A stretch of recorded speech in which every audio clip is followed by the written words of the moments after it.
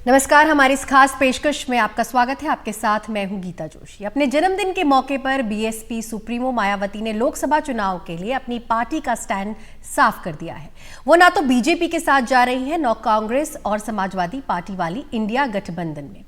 आखिर एकला चलो रे की रणनीति क्या मायावती के काम आएगी या इसके जरिए किसी और का चुनावी मकसद सधेगा?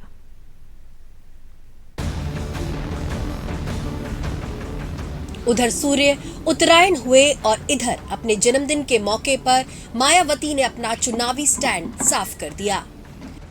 ना वो बीजेपी के साथ जाएंगी, ना इंडिया ब्लॉक के साथ, बल्कि अब की बार उन्होंने एकला चलो रे का नारा बुलंद कर दिया। जिस वक्त सारे विपक्षी नेता बीजेपी के खिलाफ एकजुट हो रहे हैं, उस वक्त मायावती ने अकेले चुनाव लड़ने का फैसला क्यों किया? जवाब यूपी की 4 बार मुख्यमंत्री रही मायावती से ही सुनिए। हमारी पार्टी लोकसभा के ये आम चुनाव अकेले ही लड़ेगी तथा देश की जातिवादी, पूंजीवादी, संकीर्ण व सांप्रदायिक सोच रखने वाली सभी विरोधी पार्टियों से अपनी दूरी बना के रखेगी। अर्थात हमारी पार्टी यहाँ किसी भी गठबंधन व पार्टी के साथ मिलकर ये चुनाव नहीं लड़ेगी। इसके पीछे मायावती के अपने तर्क हैं। मायावती का मानना है कि गठबंधन करने से फायदा उनको नहीं बल्कि दूसरे को होता है। हालांकि ये पूरी तरह सही नहीं है। पिछले लोकसभा चुनाव में मायावती ने 24 साल पुरानी दुश्मनी भुलाकर समाजवादी पार्टी से हाथ मिलाया था। तब समाजवादी पार्टी को 18.1% वोट मिले थे और सीटें मिली थी सिर्फ 5, जबकि बीएसपी को 19.4% वोट मिले थे और सीटें मिली थी 10, यानी अखिलेश से 2 गुना। वहीं कांग्रेस अकेले लड़ी थी और उसको 6.4% वोटों के साथ 1 सीट मिली थी। इनके सबके सामने बीजेपी ने अकेले ही 50% वोट लेकर 62 सीटें जीत ली थी। यानी उस समय प्रधानमंत्री नरेंद्र मोदी के नाम पर ऐसी हवा चली कि समूचा विपक्ष भी हाथ मिला लेता तो कोई फायदा नहीं होता।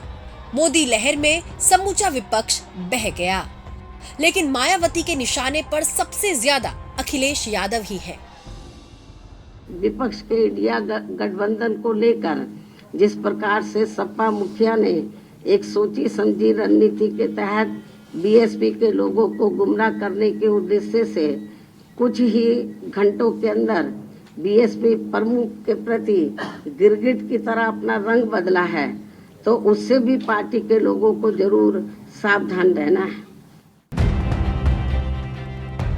पिछले लोकसभा चुनाव में मिली हार के तुरंत बाद मायावती ने समाजवादी पार्टी से अपना गठबंधन तोड़ लिया। उसके बाद 2022 के विधानसभा चुनाव में भी बीएसपी एकला चलो रे का राग अलापती रही। लेकिन चुनाव के नतीजे आए तो बीएसपी 1 सीट पर सिमट गई। वहीं 2017 में 52 सीटें जीतने वाली समाजवादी पार्टी 125 पर पहुंच गई। अब अखिलेश भी मायावती से हाथ मिलाना नहीं चाहते। इस चुनाव में जिस तरह से इंडिया गठबंधन मायावती को भी जोड़ना चाहता है, तो क्या अगर मायावती इस गठबंधन में जुड़ती है तो ये इंडिया गठबंधन के लिए फायदा होगा या नहीं होगा? उसके बाद का भरोसा आप दिलाओगे? बाद का भरोसा आप में से कौन दिलाएगा? अगर वो आती है तो क्या आप उसमें शामिल रहेंगे? आपसे मैंने कहा बाद का भरोसा कौन दिलाएगा? दरअसल मायावती की चुनावी यात्रा 2007 में चरम पर पहुंचने के बाद लगातार पतन की तरफ है। 2007 के विधानसभा चुनाव में मायावती को 30.43% वोट मिले थे और बीएसपी ने अपने दम पर पूर्ण बहुमत की सरकार बनाई थी। लेकिन 2012 में बीएसपी का वोट गिरकर 25.95% रह गया। 2017 में और गिरावट के साथ वो वोट शेयर 22.23% रह गया, जबकि 2022 में तो बीएसपी 13% वोटों पर ही सिमट गई। इस क्रमिक वोट पतन के बीच सवाल है कि 2024 में अपने दम पर मायावती करेंगी क्या? मायावती को लगता है कि वो करने को तो बहुत कुछ कर सकती हैं, बस ईवीएम ईमानदार हो। यदि ये चुनाव सन 2007 में यूपी विधानसभा के हुए आम चुनाव की तरह फ्री एंड फेयर होता है, जिसमें उस समय ईवीएम में कोई भी धांधली व गड़बड़ी आदि नहीं की गई थी। तो फिर इस बार हमारी पार्टी लोकसभा के आम चुनाव अकेले ही लड़कर अपना बेहतर रिजल्ट जरूर लाएगी।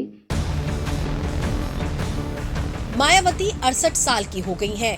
अपने भतीजे आकाश को अपना राजनीतिक उत्तराधिकारी भी घोषित कर चुकी हैं, लेकिन अपना सियासी और चुनावी बल्ला अभी रखा नहीं है। फिर भी सवाल तो बना है कि क्या ये बल्लेबाजी जीत वाली छक्का लगा पाएगी? मई तक इंतजार कीजिए। लखनऊ से रणवीर सिंह के साथ ब्यूरो रिपोर्ट, एनडीटीवी इंडिया।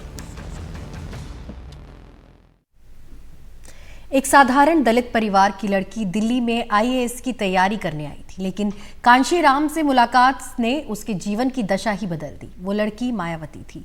वही मायावती जिन्होंने अपने दम पर 17 साल पहले बीएसपी को कामयाबी की बुलंदियों पर पहुंचाया था, आज वही बीएसपी जर्जर स्थिति में है।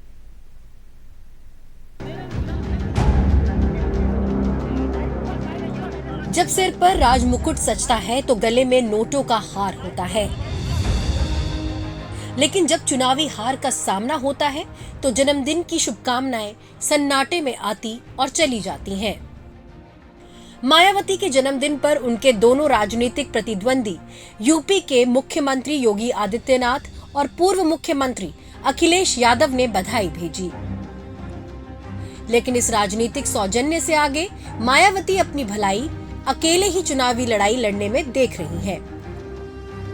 सन 1996 में बीएसपी ने यूपी में हुए विधानसभा का आम चुनाव कांग्रेस पार्टी से गठबंधन करके लड़ा था, जिसमें पार्टी की केवल 67 सीटें ही जीत कर आई थी और इस चुनाव में भी कांग्रेस पार्टी को ही ज्यादा फायदा हुआ था। तो तब फिर बीएसपी ने यहाँ सन 2002 में विधानसभा के हुए आम चुनाव अकेले ही लड़ा था, जिसमें पार्टी की पहली बार यहाँ 67 से बढ़कर लगभग 100 सीटें जीत कर आई थी। राजनीति का गुणागणित तो मायावती ने 4 दशक पहले ही सीखना शुरू कर दिया था। वो 1987 का साल था जब बीएसपी के बारे में बहुत कम लोग जानते थे। तब के संयुक्त उत्तर प्रदेश के हरिद्वार लोकसभा सीट पर उपचुनाव हुआ था, जहां बीएसपी के टिकट पर मायावती लड़ रही थी, जबकि कांग्रेस की तरफ से राम सिंह और जनता पार्टी से रामविलास पासवान चुनाव लड़ रहे थे। उस चुनाव में जीती तो कांग्रेस, लेकिन दूसरे नंबर पर आकर मायावती ने सबको चौंका दिया, जबकि पासवान तो चौथे नंबर पर पहुंच गए थे। आईएएस बनने का सपना लिए दिल्ली जाने वाली मायावती की मुलाकात कांशीराम से हुई थी। कांशीराम ने मायावती के तेवर देखे तो उन्हें राजनीति में आने का न्योता दे डाला। उन्होंने कहा कि अगर एक बार पावर में आ गई तो कई आईएएस अधिकारी तुम्हारे आगे पीछे घूमते रहेंगे। उसके बाद वक्त का पहिया ऐसा घूमा कि पूरी दलित राजनीति ही मायावती के इर्द गिर्द घूमने लगी।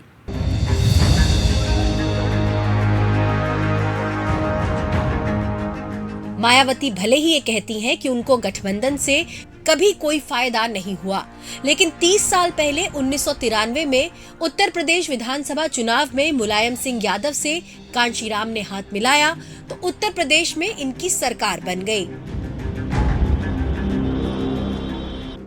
बाबरी मस्जिद के मलबे पर हुए उस चुनाव में बीजेपी सबसे बड़ी पार्टी होकर भी सत्ता से वंचित रह गई। मुख्यमंत्री मुलायम सिंह यादव बने। मायावती तो सरकार में शामिल नहीं हुई, लेकिन कांशीराम की खुली छूट के कारण उन्हें तब यूपी का सुपर सीएम कहा जाने लगा। तो जब मैं आई हूँ तो मेरे आने पर ही पार्टी बनी है, उससे पहले थोड़ी ना पार्टी। 14 अप्रैल 1984 को बहुजन समाज पार्टी का नाम रखा। तो मान्यवर कांशीराम जी मेरे से उम्र में बड़े हैं, मेरे से पहले पॉलिटिक्स में आए, इस मूवमेंट से जुड़े हैं, तो लेकिन उनका मेरे ऊपर आशीर्वाद रहा है। मायावती सबसे ज्यादा सुर्खियों में आई जब लखनऊ गेस्ट हाउस कांड हुआ। 2 जून 1995 को मुलायम से गठबंधन तोड़ने के लिए स्टेट गेस्ट हाउस में बीएसपी की बैठक चल रही थी।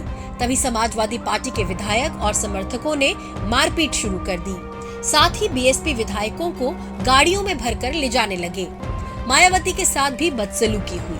मायावती ने खुद को एक कमरे में बंद कर लिया था। 4 घंटे बाद जब कमरा खुला तो उत्तर प्रदेश की सत्ता में जबरदस्त बदलाव लाने वाले कांशीराम मायावती और मुलायम सिंह यादव 2 ध्रुव पर खड़े थे। उसके बाद से एसपी बीएसपी कभी साथ नहीं आए, लेकिन बीजेपी के प्रचंड वेग में वजूद बचाने और सीटें जीतने के लिए 2019 लोकसभा चुनाव में एसपी बीएसपी ने फिर से गठबंधन किया।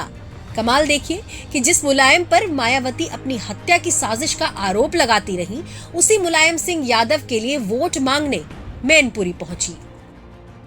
आज मुझे आपकी सपार भीड़ व भीड़ के जबरदस्त जोश को भी देखकर ऐसा लग रहा है कि इस बार चुनाव में आप लोग अपनी इस मैनपुरी लोकसभा की सीट से सपा संरक्षक श्री मुलायम सिंह यादव जी को यहां से रिकॉर्ड तोड़ वोटों के अंतर से इनको ऐतिहासिक जीत जरूर दिलाएंगे। गेस्ट हाउस कांड के बाद मायावती बीजेपी के समर्थन से मुख्यमंत्री बनी। उत्तर प्रदेश की बागडोर संभालने के बाद उनका कद काफी बढ़ गया। वो 8 साल के भीतर 3 बार मुख्यमंत्री बनी। तब तक कांशीराम का साया था, लेकिन कांशीराम की तबीयत खराब होने के बाद पार्टी का सर्वे सर्वा मायावती ही बन गई। उन पर आरोप लगा कि कांशीराम से उनके परिजनों को भी मिलने नहीं देती। क्या है कि उनके जो परिवार के लोग हैं तो वो बेचारे सीधे साधे हैं, तो जो विरोधी पार्टियां हैं तो वो उनके सीधे साधे होने का वो फ़ायदा उठाती हैं। वो ही नहीं, कोई और भी हो, तो उन्होंने उनको थोड़ा लालच दे करके भाई आप किस तरीके से मान्यवर कांशीराम जी को ले आओ, हम आपको बढ़ावा दे देंगे। 2006 में कांशीराम के निधन के बाद 2007 में मायावती ने अपने दम पर चुनाव लड़ा तो बीएसपी को पूर्ण बहुमत की सरकार दिलाई। मायावती ने जातिगत समीकरण को इस तरह साधा कि ब्राह्मण वोट बीएसपी की तरफ चले गए। मनुवाद का विरोध करने वाली मायावती की पार्टी ने तब नारा दिया कि हाथी नहीं गणेश है, ब्रह्मा विष्णु महेश है। हाथी नहीं गणेश है, हाथी नहीं गणेश है,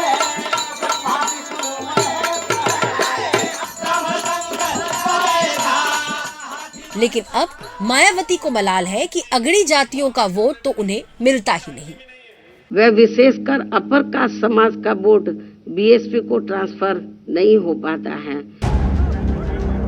लगातार गिरते वोट शेयर और सीटों के बीच देखना होगा कि 2024 का चुनाव मायावती को बर्थडे गिफ्ट में क्या देता है।